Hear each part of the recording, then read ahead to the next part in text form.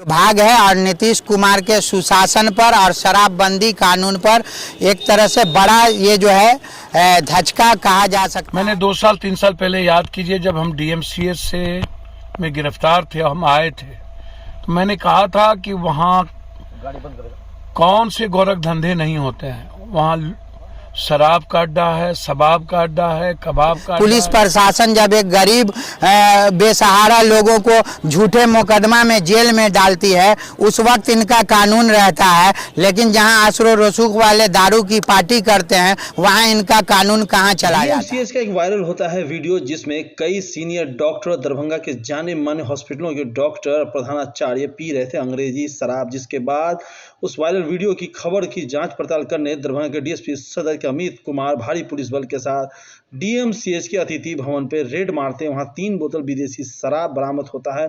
साथ ही साथ उस वायरल की जांच करने की वो बात कहते हैं और सीधे कार्रवाई करने की बात कहते हैं। इन तस्वीरों में आप देख सकते हैं किस तरीके से डीएमसीएच के सीनियर डॉक्टर अपना मुंह छुपा रहे हैं और अंग्रेजी शराब पी रहे हैं और बिहार सरकार यानी नीतीश कुमार के कानून की धज्जियां उड़ा रहे हैं।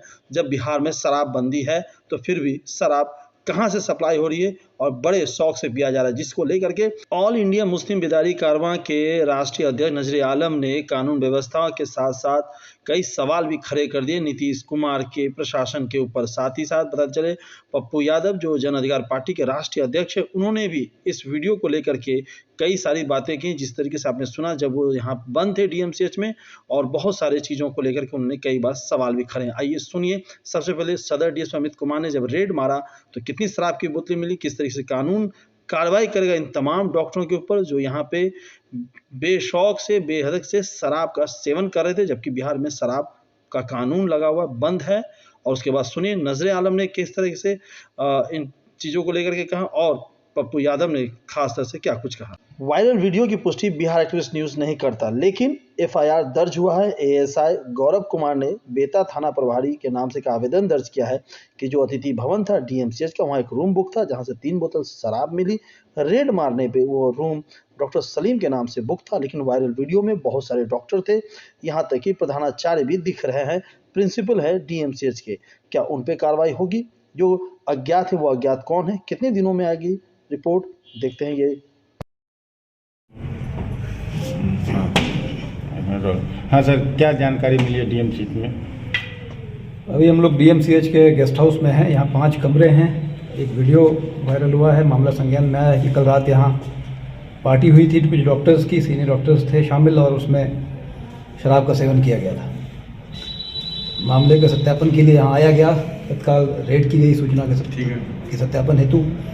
और नीचे जो ग्राउंड फ्लोर पर एक कमरा है उसमें जांच करने पर, तलाशी लेने पर उसमें 3 बोतल विदेशी शराब की बोतलें बरामद हुई है, जिसे जब्त किया गया है। ऊपर के कमरों की तलाशी ली जा रही है। एक कमरे में एक और सीनियर डॉक्टर हैं, उस कमरे में कोई भी आपत्तिजनक सामान नहीं मिला है। वो आज शाम में ही आए हैं पटना से, पटना पीएमसीएच के डॉक्टर हैं। बाकी ये कमरे बंद हैं। जो स्थानीय हैं, केयरटेकर हैं, उनसे पूछताछ की जा रही है।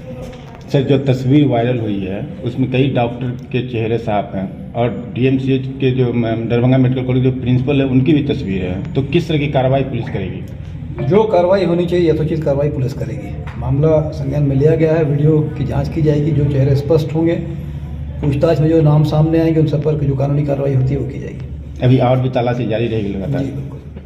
वायरल हुआ शराब पीते हुए, अभी तक पुलिस एक ही लोगों पे मामला दर्ज किया है, क्या कहेंगे?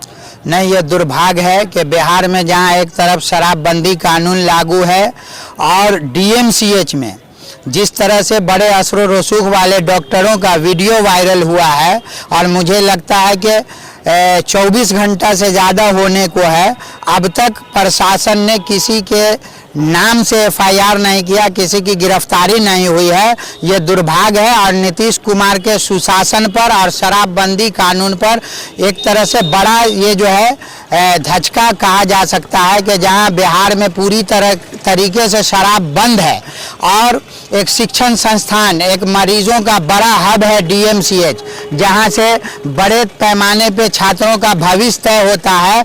वहां शराब की पार्टी होती है, डॉक्टरों का वीडियो वायरल होता है और बहुत सारे डॉक्टर जिसको स्थानीय लोग चेहरा से जानते हैं, पहचानते हैं, वैसे लोगों पर अब तक कार्रवाई नहीं हुई। प्रशासन आखिर किसके दबाव में काम कर रही है, ये दरभंगा की जनता, बिहार की जनता जानना चाहती है कि यही कानून, यही पुलिस प्रशासन जब एक गरीब बेसहारा लोगों को झूठे मुकदमा में जेल में डालती है, उस वक्त इनका कानून रहता है, लेकिन जहां असरो रसूख वाले दारू की पार्टी करते हैं वहां इनका कानून कहां चला जाता है।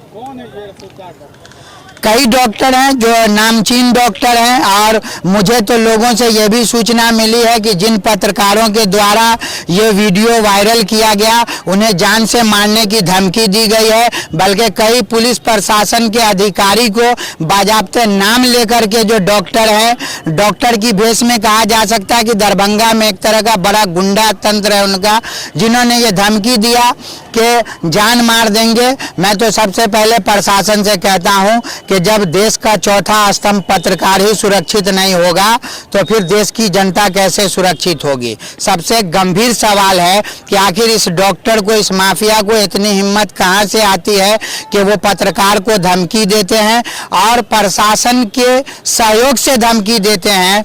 और बल्कि ये कहा गया कि आप बुलाओ किसी SP को या जिस भी पदाधिकारी को बुलाओ, क्या कर लेगा मेरा, मैं असरो रसूख वाला हूं। तो मैं जानना चाहता हूं और बिहार के मुखिया नीतीश कुमार जी से पूछना चाहता हूं कि क्या आपका जो ये शराबबंदी कानून है, क्या आपके प्रशासन के सहयोग से विफल हो रहा है? क्या आपके प्रशासन के लोग इस तरह का जो शराब की पार्टी चल रही है उसमें उसकी अहम भूमिका है? आखिर इस पर लगाम कौन कसेगा? 3 बोतल इंग्लिश शराब गेस्ट हाउस से भी रिकवरी हुआ है रात में।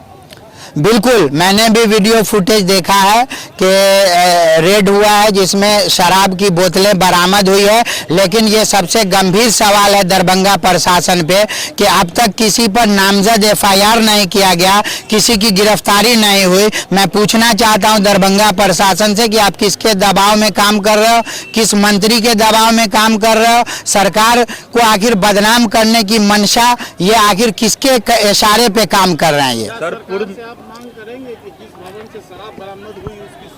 निश्चित रूप से ये मांग क्या करेंगे, अब तक उसको सील करना चाहिए था और जो उस DMCH के प्राचार्य हैं या अधीक्षक हैं उस पर अविलंब कार्रवाई होनी चाहिए, गिरफ्तारी होनी चाहिए। आप सिर्फ रिक्शा वाले गरीब मजदूर जो है उनको आप झूठे शराबबंदी कानून में जेल में डालते हो, जेलों में कैदियों की तादाद बढ़ाते हो, और ये असरो रसूख वाले को जेल में क्यों नहीं डालते हो? ये दोहरा चरित्र, दोहरा कानून, ये राज्य में निश्चित रूप से सरकार पर सवालिया निशान है। सर, पिछली बार 95 कार्टून शराब DMCH कैंपस से पकड़ाया था, लेकिन किसी पे कानूनी कार्रवाई नहीं हुई। इस बार भी क्या कुछ लग रहा है? नहीं, बिल्कुल जिस तरह से अभी प्रशासन कार्रवाई कर रही है इसमें तो ये सवाल उठ ही रहा है कि 24 घंटा बीत गया और अब तक किसी पर नामजद FIR नहीं हुआ। वीडियो फुटेज में कई डॉक्टरों का चेहरा साफ साफ है।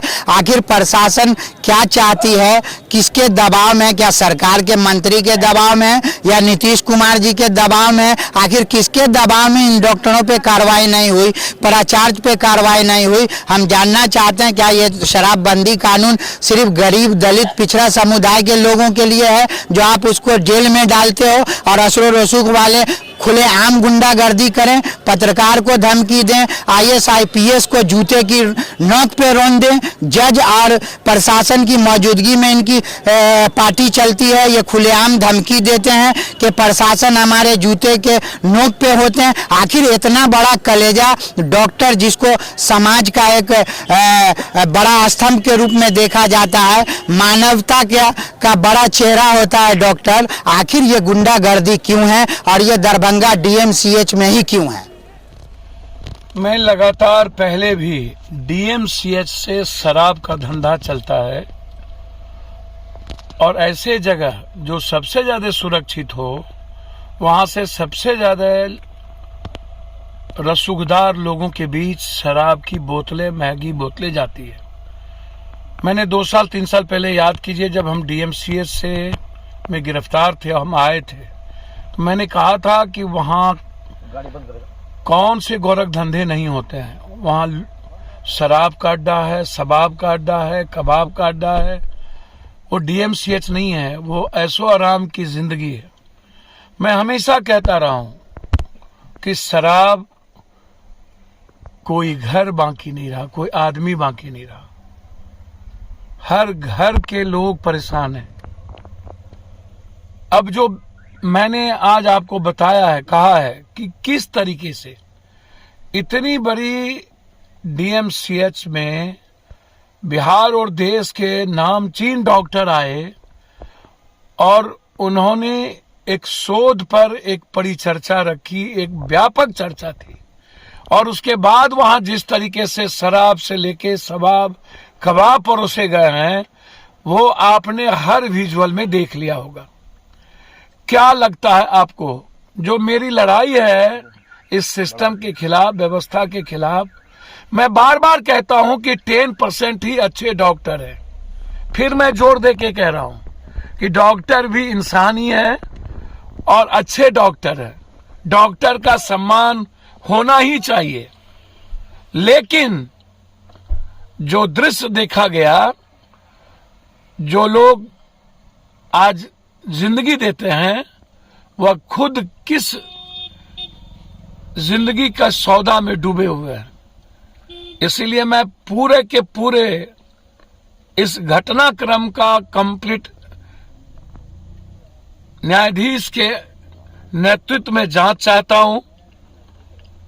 हर परिस्थितियों में जो लोग इसमें दोषी हैं वो दंडित हो। मैं यह आपको बता दूं कि भागलपुर, पूर्णिया, दरभंगा, पटना, मुजफ्फरपुर और गया, यहां पर जितने बड़े सेंटर हैं, सभी तरह के अयाशियों से, शराब और शबाब से भरा हुआ है। यहां पर पेशेंट का शोषण होता है। और आईएमए से मैं आग्रह करूंगा कि मैं आपकी इज्जत करता हूं, आप धमकी ना दें किसी को। आप छोटी छोटी बातों में धमकी देते हैं। आपका जो चरित्र है वो दुनिया जानती है। मैं अच्छे डॉक्टर का सम्मान करता हूं, लेकिन किसी संगठन के सम्मान के लिए मैं बाध्य नहीं हूं।